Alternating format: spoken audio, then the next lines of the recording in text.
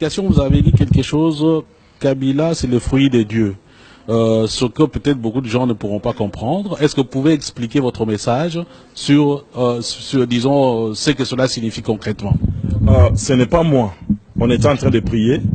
Le Seigneur a parlé à travers une sœur. C'est une prophétie. Il a dit que Joseph Kabila est le fouet de Dieu. Le fouet. Fouet. Ah, pas le fruit. Pas le fruit, non. Fouet, pour chicoter. Donc tout ce qui se passe aujourd'hui au Congo avec les régimes actuels, c'est on chicote les Congolais, c'est Dieu qui chicote les Congolais pour que les Congolais prennent conscience à rentrer vers lui. La solution du Congo ne viendra pas des Nations Unies. Regardez, à tout moment, les yeux des Congolais se tournent vers la Belgique, vers la France, vers les Nations Unies. Voilà, il y a ceci, il y a les dialogues. Qu'est-ce que ça produit? Zéro. Disons, la Constitution qui a duré 10 ans, qu'est-ce qu'elle a produit? Zéro. La table, disons, ronde qu'il y avait en Belgique en 1960, qu'est-ce qu'elle a produit? Zéro. La conférence nationale souveraine, qu'est-ce qu'elle a produit? Zéro. Tout ce que les Congolais font, ça produit toujours zéro. Alors il faut que les Congolais prennent finalement conscience qu'on doit trouver la solution ailleurs. Si aucun politicien n'apportera la solution au problème du Congo, croyez-les-moi. Et regardez tout ce que les politiciens font. Ils sont toujours derrière les Occidentaux. Petit à petit, ils sont à Washington. Ils font les défilés pour chercher le pouvoir dans les mains des étrangers. C'est trop déplorable parce que nous ignorons qui nous sommes. Mais le jour que nous comprendrons notre identité, on ne sortira pas des frontières du Congo pour aller chercher le pouvoir. Le pouvoir, c'est au Congo chez nous. Et aucun étranger ne mettra son pied pour piétiner un seul Congolais. Les jours-là, c'est un jour glorieux. Voilà pourquoi le message est sorti pour dire que Kabila, c'est le fouet de Dieu pour les Congolais. Les Congolais n'ont jamais souffert comme dans ces temps. Même à l'époque de Mobutu, la souffrance n'était pas comme ça. Même à l'époque coloniale, la souffrance n'était pas comme aujourd'hui. Mais qu'est-ce que ça fait aux Congolais? Rien. Est-ce que les gens se lèvent? Rien. Regarde ce qui se passe au Kasaï. Regarde ce qui se passe à l'Est. Mais ce n'est pas possible. Quel peuple peut accepter une telle situation? Mais non, c'est grave. À moins que nous ayons perdu tous les sens des raisonnements possibles. N'avons-nous pas de docteurs au Congo? Des docteurs d'université, n'en avons-nous pas?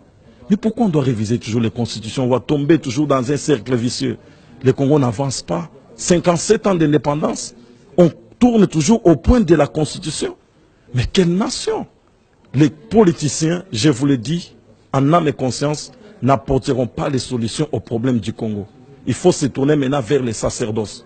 Parce que le Congo, c'est une nation que Dieu a choisie pour les sacerdoces. C'est lui qui veut diriger le Congo. À partir du président de la République, il doit comprendre à quoi le Congo est appelé. Tant qu'on ne comprendra pas à quoi le Congo est appelé, nous irons de mal en pis. La situation du Congo ne va pas se résoudre aujourd'hui avec la confiance que les gens donnent aux Congolais. On doit tourner les yeux vers les regards vers l'Éternel.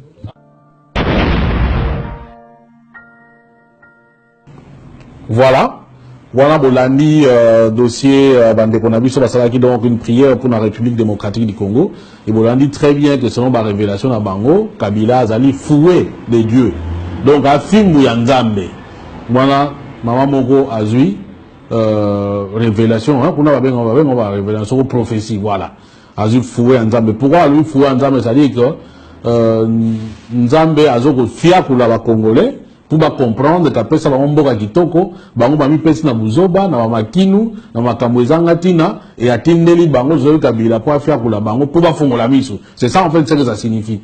Donc parce que comme on a le bagan émission niveau de commis, parce que maintenant on est dans le nous avons touché le fond. C'est-à-dire que vous avez les boulous, na sepena les boulous.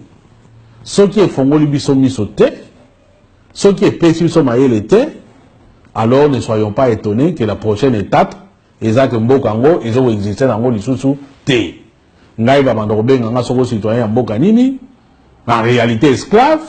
Yoba Bandroben, un solo citoyen Mbokanini, en réalité esclave, parce que le bateau va pendir qu'on va pendir pour Nabinote. Pour ceux qui vont pendir pour Nabino, ceux qui vont pendir Pino, Bayebi que Boulini Mbokana va pendir. Toute balkanisation doit se faire au détriment du peuple congolais. Et ceux des petits États qui vont apparaître, pour intérêt, il y a bangote, parce que de toute façon, ça sera quelque chose de forcé. Vous serez là pour nous servir. Donc, en réalité, nous sommes tous, même éparpillés secondaires, nous sommes tous esclaves. D'où tout l'intérêt, il y a Robunda pour que Mbokanabiso et Tikala Bomoko.